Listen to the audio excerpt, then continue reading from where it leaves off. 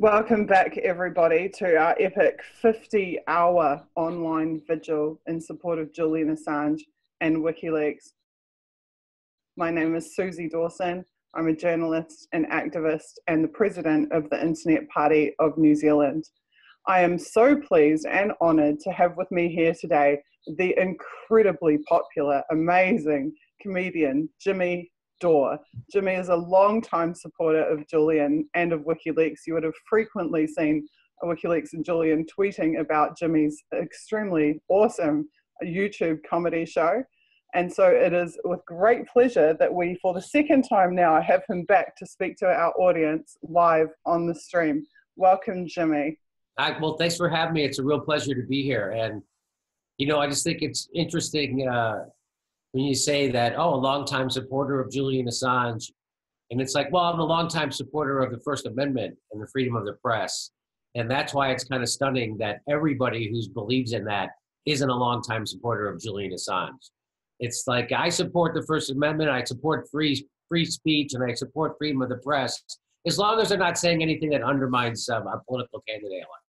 Then I'm against it, because that's where we're at right now. And, you know, I was watching, Jim Acosta is making a name for himself by grandstanding at press conferences in front of Sarah Huckabee Sanders and saying stupid crap like, please, Sarah, tell the people that the press isn't the enemy. And the problem is, Jim Acosta, there actually is a persecution of the press happening right now, and it's happening to Julian Assange, and he's completely silent about it, which goes to show you that the modern day press in America is akin to wrestling, professional wrestling, because if he really cared, he also tweeted out, Jim Acosta, CNN grandstander, a video of Trump supporters flipping him off. And he was like, oh, I'm afraid, but I'm going to do my job anyway. Hey, if you really cared about people sticking their chin out and doing the real job of journalism, you would say something about Julian Assange. But of course he doesn't. That's all theater, because after the camera gets turned off, they all line up and Jim Acosta takes pictures with them. And they all ask him questions and he goofs around with them.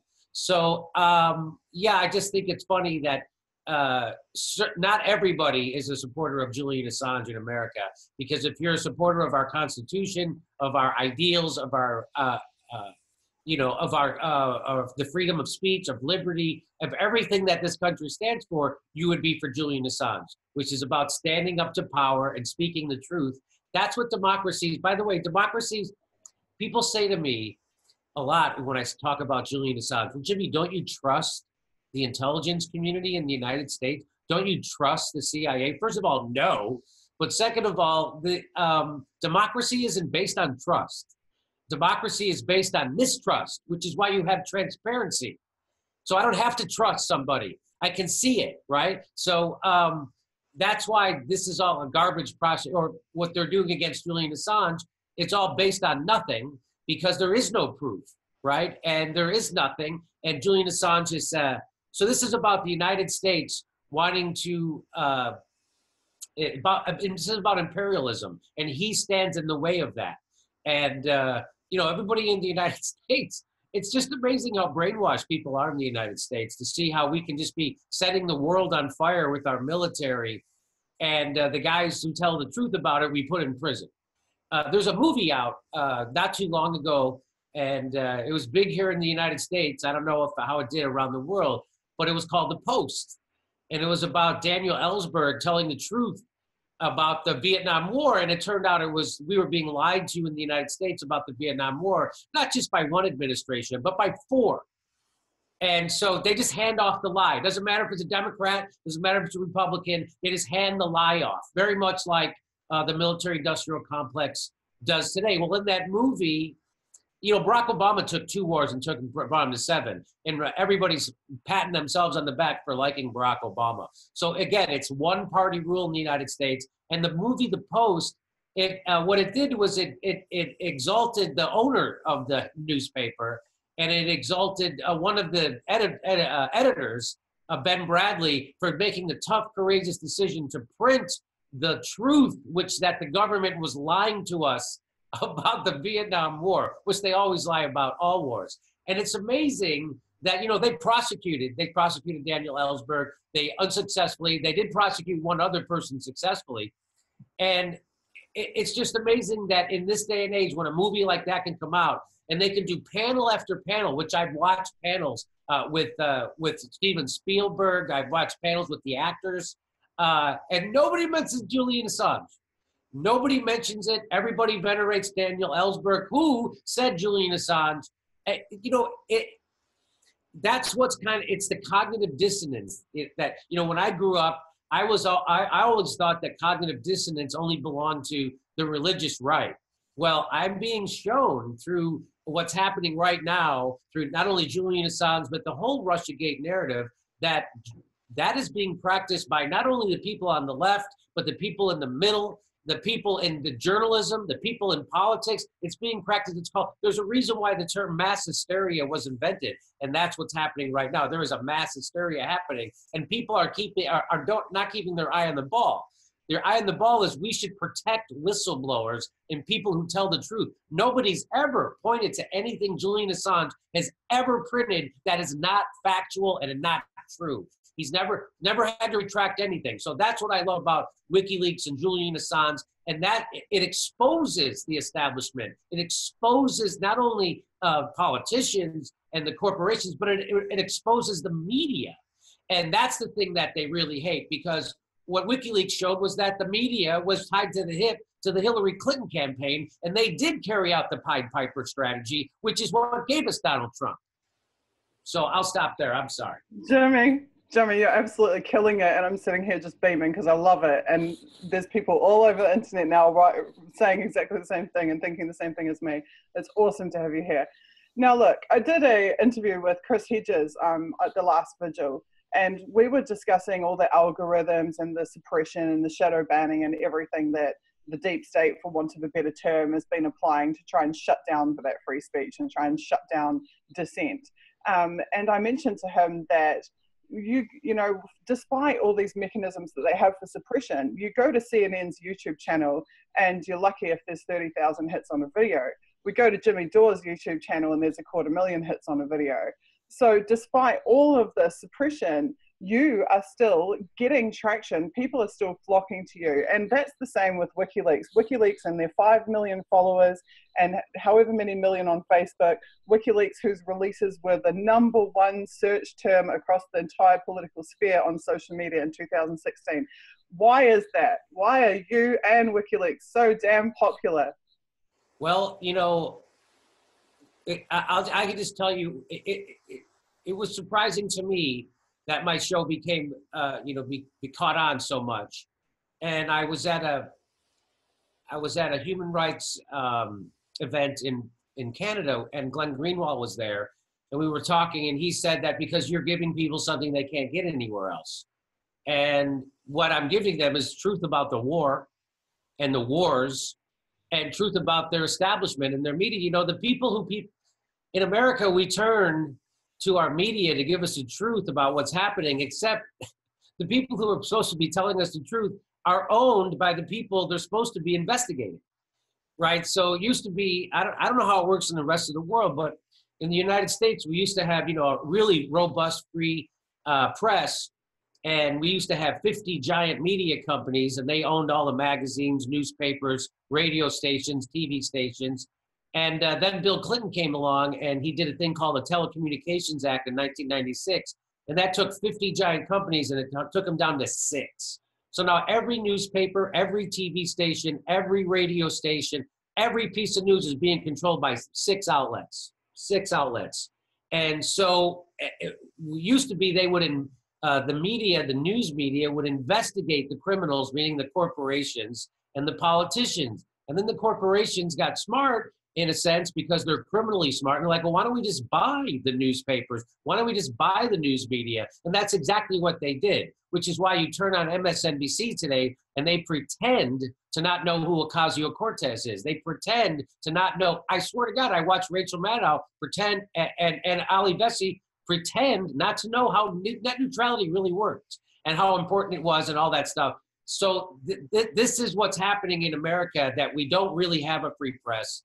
We don't really have, people are hungry for the truth, right? And it's been like this for a while in the United States. This isn't new. Bernie Sanders was filling stadiums because he was speaking plainly to people. It wasn't because he's an amazing orator or because he wears sharp suits and he dresses classy and he's handsome. No, he's a 76-year-old bald guy and wearing brown suits and hunched over. And people showed up and filled stadiums for him. Why? Because he was giving them something they couldn't get from any other politician, and that was the truth. And that's what people are hungry for. And I think that's what people are getting from places like my show. Of course, that's what they're getting from Julian Assange and WikiLeaks is the truth. Again, you're not going to get the truth. How many stories on Russiagate has CNN have to retract? How many people had to get fired or suspended because they filed? My favorite thing about CNN, by the way, is they have a show called Reliable Sources.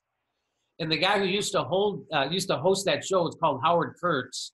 And he had to resign from that program because he filed too many stories that were unreliable. I just think that's, and so now they have a new guy named Brian Stetzer, or I think that's his name. He hosts that show on CNN called Reliable Sources. And they literally have to bring in outside journalists to tell them how journalism works. And I was watching one time and they brought in Glenn Greenwald and they said, Glenn, now you're skeptical of the government's claims about Russiagate. Now, why is that? I don't know, maybe because that's journalism 101. You're supposed to be skeptical of the government's claims. I don't know, we just got done doing Iraq. We're still in Afghanistan. We did Libya. We're lying ourselves into a war in Syria. And again, lying ourselves into another Cold War. So yes, that's what people are hungry for. And that's why people know Julian Assange is important and necessary, because he gives you the unvarnished truth. He doesn't give you editorial, he gives you the truth. He gives you the documents. He shows them to you, right? That's what people want to see. They want to see truth, which is what Julian Assange gives you. And that's what I give you. The thing about YouTube, which is owned by Google, and which was again, it joined at the hip with the Hillary Clinton campaign. When she was Secretary of State, every time she would travel around, who's right there? The head of Google. That's the problem with politics, right? So the politicians have always been in the back pocket of the plutocrats and the wealthy, and that's what we're living in. We're living in a plutocracy. It's been proven. And and that's the thing, people are angry. First of all, people got angry at Julian Assange because he told the truth about the Iraq war and the war crimes America was committing. And then, and a lot of people liked him on the left for that. They're like, it's great because they thought it was attacking George Bush and the right wingers and the neocons. And then when he started telling the truth about everybody else, people hated him. And so he's exactly what a journalist is supposed to do. He's not looking to make friends, and that's the problem with what they call journalism in America, is that they're all in a big club and they all want to be friends, which is why they never call someone a liar unless it's Donald Trump. It's okay for everybody he's the only one. Lying got invented in Washington, D.C. on January 2017. There was no liars ever before. The Iraq war never happened. We didn't have a torture program. So that's just, again, this is this bubble, this self-created bubble that the oligarchy, the plutocrats, through the establishment media are concocting. And it's weird to live through. I saw a movie, there's a movie called Good Night and Good Luck, which it details this kind of same kind of culture happening decades ago in the United States with McCarthyism and the Red Scare, and the media going along with it, and lone voices in the media standing up. We don't even have that anymore. There aren't even lone voices. The only lone voices are YouTubers, and maybe somebody writing in something like The Intercept. Like that's as good as you can get now. So which is why we're in the United States is in 8 wars. We're spending $700 billion on our military. Meanwhile, the people, half the country's poor or low income. 63% of Americans can't afford a $1,000 emergency. GoFundMe is our health insurance program in the United States, and 30 million Americans still don't have access to health care. In the United States, the richest country the face of the earth has ever seen. And I ask you, what do you call a system that takes the richest country the face of the earth has ever seen and renders half of its population poor or low income, 30 million of them without health care, and 63% of them without the ability to afford $1,000 emergency? I say you call that system a failed system. And Julian Assange reveals the failure of our systems. And that's why people don't want to, especially he was showing the failure of the systems in Spain, which is why they got his internet shut off. So, you know, when people show up to vote and express their point of view, and then cops come there and crack their heads open, that's what he was telling the truth about. And that's why people have to shut him down. It's the truth. You know, and again, a lie makes its way around the world before the truth gets its pants on in the morning, which is why people believe so many falsities about WikiLeaks and Julian Assange, and why they never have an answer when I say, what has he ever printed that was false? They never have an answer for that. That's what journalism should get back to, printing the truth. That would be fantastic, wouldn't it? That would be amazing. In the meantime, I'm grateful that we have people like you who are prepared to stand up and tell it, especially while Julian Assange has been silenced. So tell me this, worst case scenario, Julian gets extradited, handed over to the UK and extradited to the US.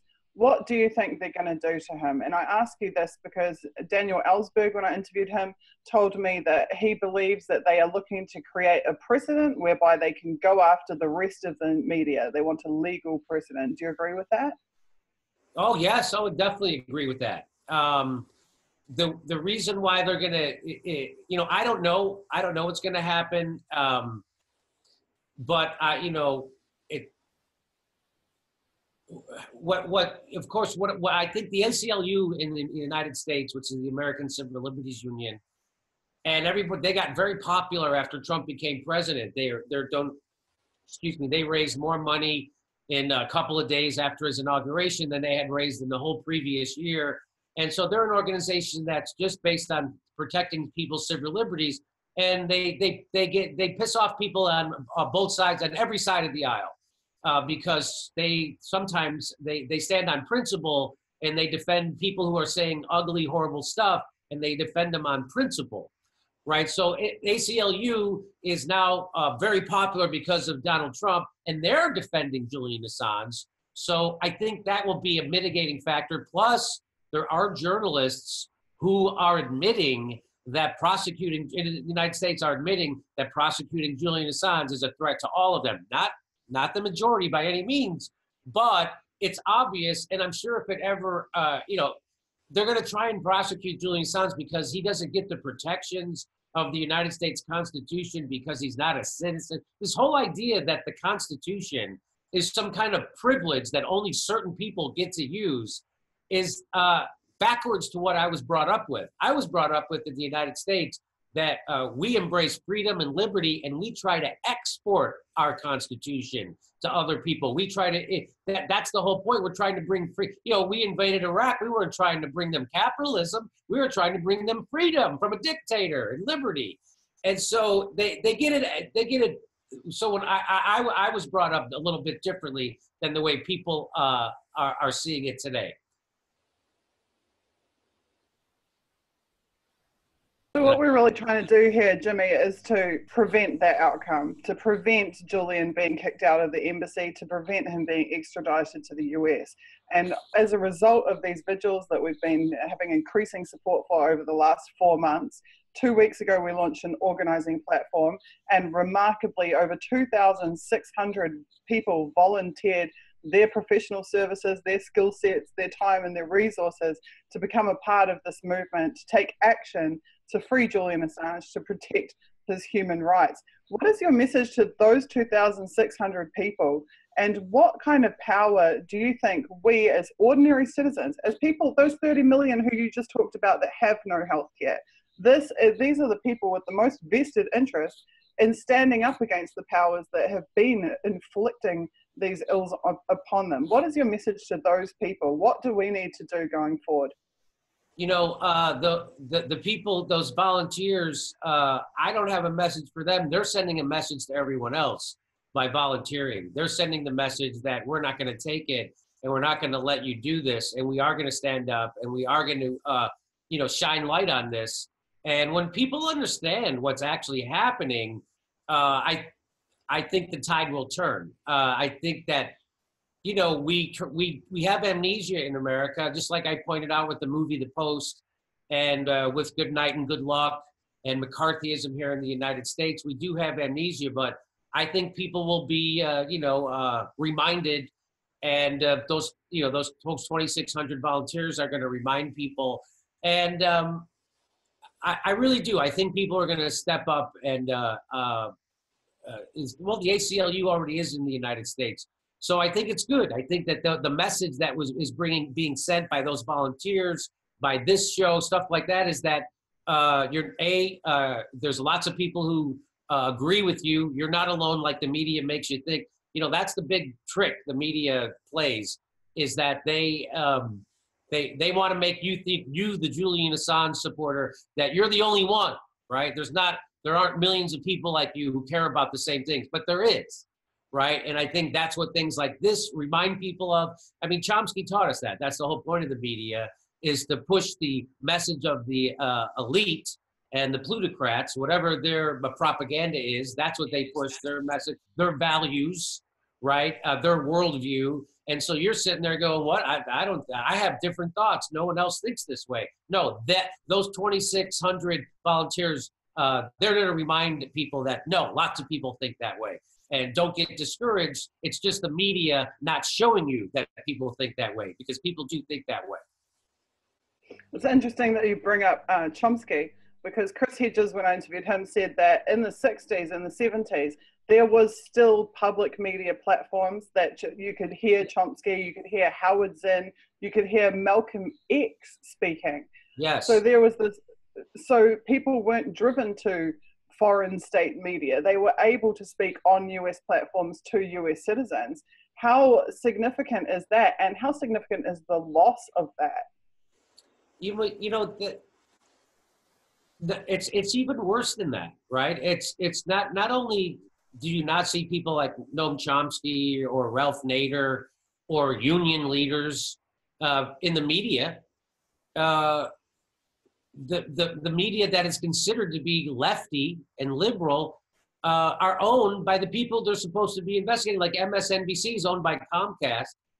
The NBC News, owned by Comcast, according to Ed Schultz, was joined at the hip with the Clinton campaign. They were not allowed to cover Bernie Sanders. Ed Schultz got fired because he covered the Bernie Sanders campaign. So it's worse that they're not only having people like Chomsky on, which they never will, Chris Hayes and Rachel Maddow, which reveals them to be phonies. They're phonies. The media are phonies in the United States. People who consider themselves progressives are phonies. Chris Hayes was not allowed to cover Bernie Sanders' campaign. And guess what? He didn't cover it. Guess what he was told to do? He was told to prop up Donald Trump. And guess what he did? He did whole shows showing Donald Trump's empty podium on a split screen. And then what does he do? He wags his finger at an actress, Susan Sarandon, as if Trump is her fault. So that's what we have here in the media in the United States. We have a bunch of gutless people who have no integrity, who completely sold out. In America, we think, oh, Chris Hayes is a nerd. Nerds are nice people, aren't they? No, they're just as easily corrupted as anybody else. Rachel Maddow, she's a lesbian. Isn't she supposed to be uncorrupt? No, they're just as corruptible as anyone else. And that's what they're proving. And they're not left. They are corporate tools. And Julian Assange is a threat to every one of them. And the fact that we don't have Julian Assange on our news programs and Noam Chomsky, this is why we live in the world we live in, where the United States is in perpetual war for perpetual peace, why we have endless money for endless war, and we can't even give medical care to our own people. That's the result of this. Jimmy, we had George Carlin famously say, it's a big club and you're not in it. And that could never be more true. You know, but it was true back then, but it can never be more true than it is today. Yet today we've got you, we've got Ron Placone, we've got Graham Elwood. We have these amazing comedians who are still speaking truth to power in that great legacy. Can you talk to me a bit about what it means to be a comedian? And to be brave enough, not just to poke jokes at you know, maybe Sarah Huckabee Sanders or whoever else, but to really speak about the human condition that we live in right now, the corruption in the media and right across the social sphere and in the government? Well, you know, as a comedian, I think real comedians at their core are contrarians, right? So they try to go against the grain and make it funny. And for me, it also happens to line up with the truth of the situation. Like, for instance, with Julian Assange, it's easy for me to go against the grain. I don't have to try to make up an intellectual reason to go. It's obvious. It's right there why I have to stand up for Julian Assange and go against the grain and stand up for truth and stand up for truth tellers and stand up for integrity.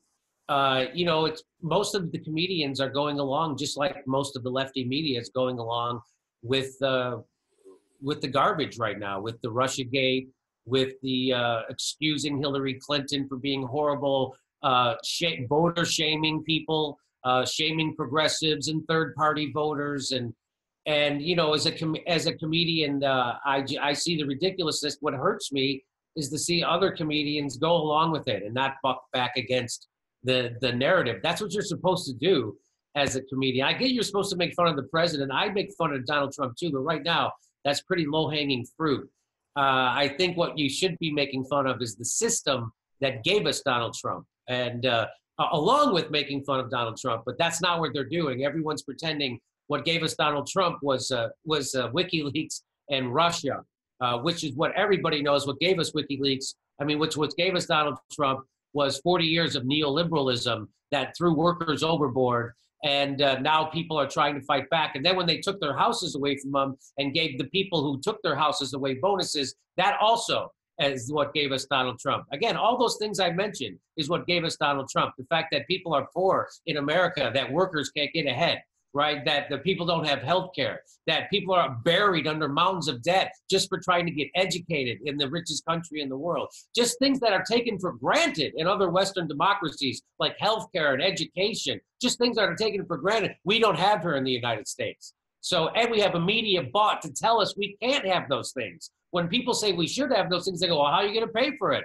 That in the richest country in the world, somehow every other country can figure that stuff out, but we can't hear it. It's because we have a bought media. And that's why Julian is such a threat to them, because he's not bought and he tells the truth. And it's a weird time to be living through. And I can't wait for more comedians to wake up, because, you know, right now we're stuck with corporate comedians. You know, we're stuck with guys like Bill Maher, who's been a millionaire for 40 years. Bill Maher has good intentions, but he doesn't realize that, you know, he's completely out of touch. He has no idea what people are going through in America. And I aspired to be that out of touch. I'm not, condemning him for it. He became very successful about 20 years ago, and he's been loaded. And so now all his friends are people like Barack Obama. And, he doesn't see what's wrong with Barack Obama, making the banks bigger instead of breaking them up and then kicking people out of their houses. And so 5.1 million families got kicked out of their houses. That's a lot of families. They did nothing to help people. That's why we got Donald Trump. And that's what people don't want to talk about. And that, as a comedian, I feel like it's my duty, or it's more fun. I couldn't imagine going on stage and not making fun of the system that brought us here, instead of just pretending what brought us here happened 5 minutes ago.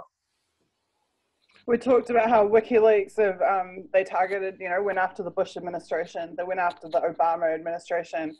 With our last guest, I was discussing how this has gone completely under the radar, but inside the DC leaks, there is actually all of the the Clinton opposition research into the Trump campaign, which means that WikiLeaks have actually published Trump's donor lists, his super PAC details. People don't even realize that WikiLeaks have already published information, which is extremely damning and dangerous to President Trump and to his then campaign. The intelligence agencies, we know, are the ones who really want to do in Julian Assange and WikiLeaks. Yes. And those intelligence agencies, we now see the pipeline used to be from the intelligence agencies to the defense contractors and back again. Now the pipeline is from the executive of the intelligence agencies to CNN. How do we get to this place where James Clapper, where John Brennan are the new talking heads on network television? Yeah, well, they just do it. It used to be that CIA used to have to infiltrate newsrooms And now the CIA they just get hired right on camera and no one gives a crap. It's amazing. You know, it's also like how Chris Hedges says about the plutocrats, they steal right out in the open now. They don't even care. Well, that's the same thing with the CIA. They don't try to infiltrate. They just put their head of the CIA on your news show. It's mind-blowing that people don't see a problem with that, especially after the Iraq war. We're still in Iraq. It's just amazing to me. And, you know, after a torture, those guys oversaw torture programs. Those guys spied on the Senate that was supposed to be investigating them. Those guys are criminals. I don't know if people realize that the people running the CIA are criminals. And it's weird to see people venerate the intelligence community, especially living in the world we're living in, which was created by them. And it's a world on fire with war. That's what the intelligence community, I love they call it the intelligence community. They're paid spooks, and they all have creepy agendas, and we'd be better off without them. John Kennedy didn't like the CIA, and they're worse now than ever. I can't believe I find myself quoting Tucker Carlson, but it was Tucker Carlson recently who said, "Intelligence community? Yeah. Where is this community? What is their zip code?" They have a zip code? What is their zip code? Yeah. Absolutely classic. It's amazing that for whatever reason, Rupert Murdoch has allowed Tucker Carlson to say the things he said recently, because he's been able to tell the truth about Syria, Tucker Carlson, and he's been able to tell the truth about the Russiagate investigation. Even while many people on his own station push it. So it's amazing to me what they're allowed to say and what they're not. And Tucker Carlson, it just goes to show you he's not as bad as you think. He's not dumb, because when he wants to tell the truth, when it suits his agenda, he does it expertly. I agree. I've found myself cheering at his show several times in recent months, and that's something I certainly wouldn't have thought a few years ago that I would ever be doing. So you talked about the CIA being involved in torture, and obviously CIA torture whistleblower John Kiriakou has been a huge friend of this movement and has been with us right from the beginning. And he recently wrote an op-ed where he said that these ex-intelligence heads who are now on TV still have top secret clearance. Yeah. So not only are they on CNN talking a bunch of shit, but they are still getting their mittens on the intelligence documents from within the agencies. What's your take on that?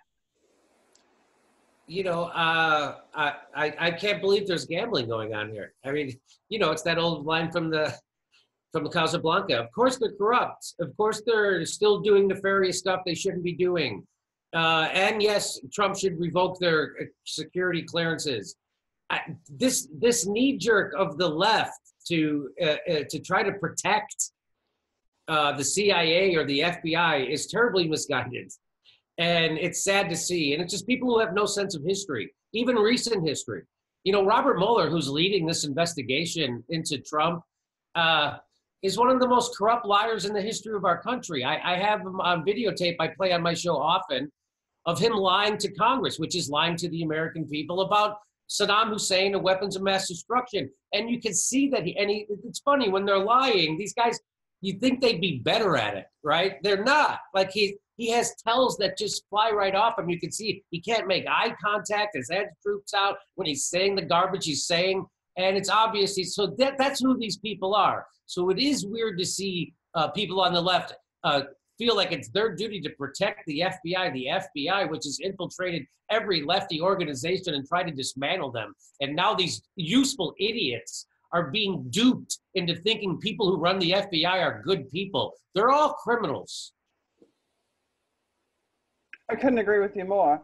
And having studied the Snowden documents, in those very documents, the NSA take credit for having drafted Colin Powell's speech for UN Resolution 1441 to the UN Assembly advocating for the invasion of Iraq.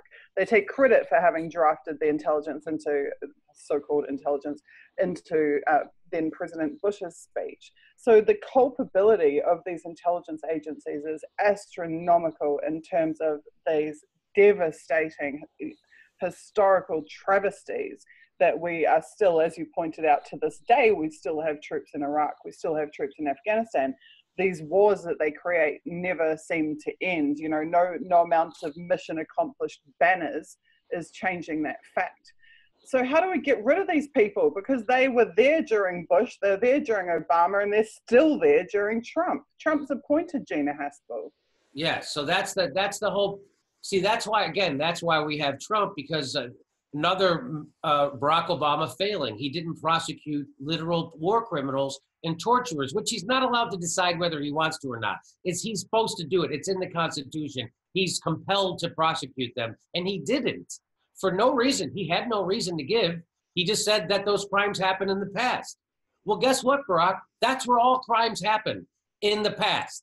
Are we now prosecuting people for future crimes? No. All crimes happen in the past, and Barack Obama didn't prosecute them. Now we have a legitimate torturer as the head of our CIA, our intelligence community.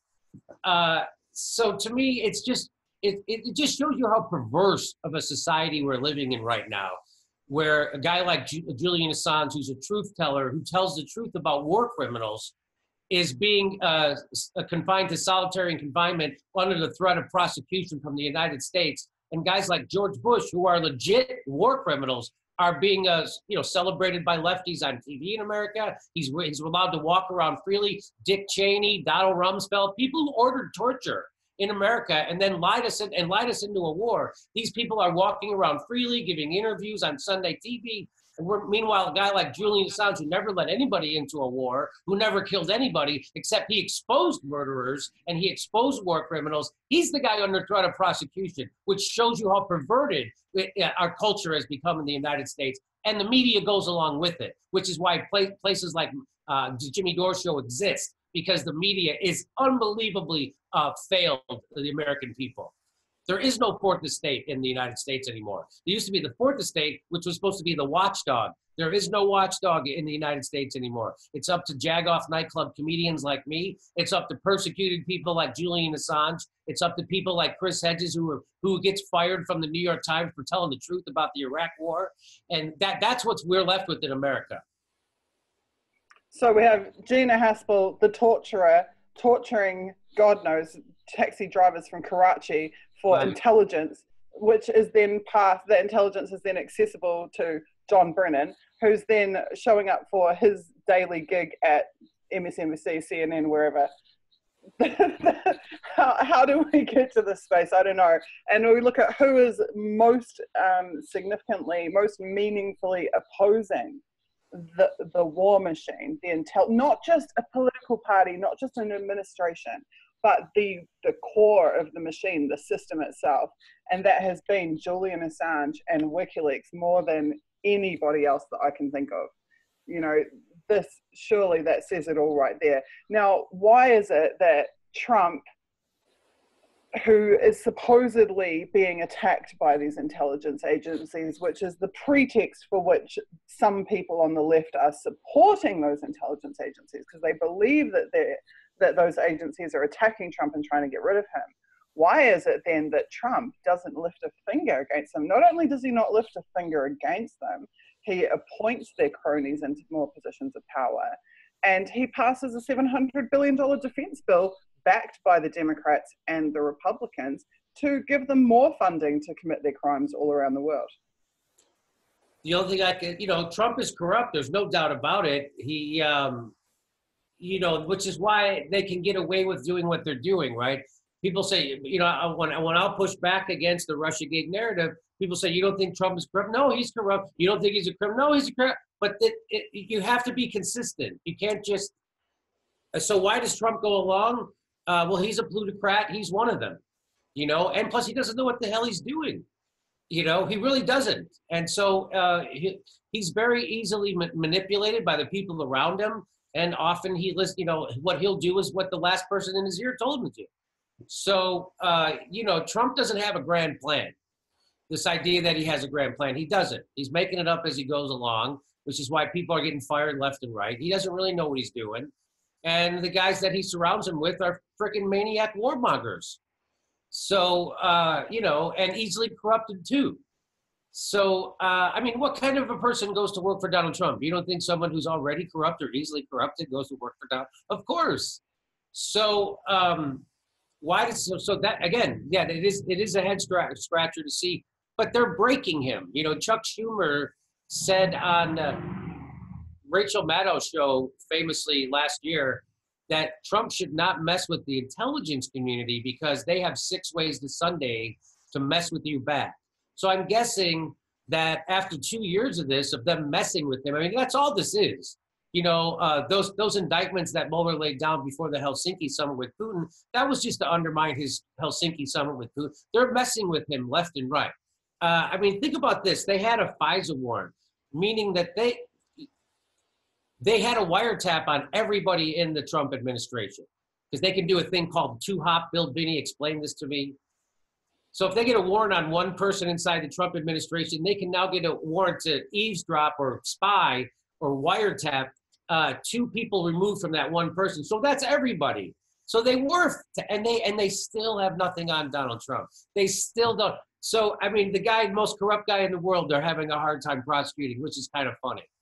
And so they'll never get him for treason. And that's not me saying, that's Mike Morello, was the former head of the CIA, deputy director of the CIA, said that. He said there is never going to be any proof to prove this charge of treason with Donald Trump and collusion, because if there was proof, it would have already leaked.